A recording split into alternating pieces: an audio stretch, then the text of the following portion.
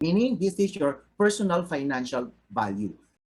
You need to identify your net worth. Okay? Okay, first one, okay, look at your assets. Okay, all the things that you own, personal current assets such as cash, investment, receivables, fixed assets like properties, okay, furniture and feature, gadgets, and others.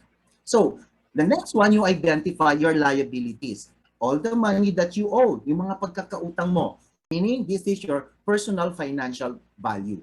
This is the difference when you deducted your liabilities with your total assets. Ibig sabihin ng inflow, yung perang pumapasok sa atin, at ang outflow, yung perang lumalabas sa atin. So, cash inflow is your personal income, money that comes in, such as income, interest from investment, allowances, and others. And then the cash outflow is your personal expenses, the money that goes out, such as regular recurring expenditures. The jumpstart factor is a personal financial strategy that forces you to consolidate your non-monthly expected income to save and invest in a diversified portfolio to achieve your personal financial goals, thereby attaining financial independence.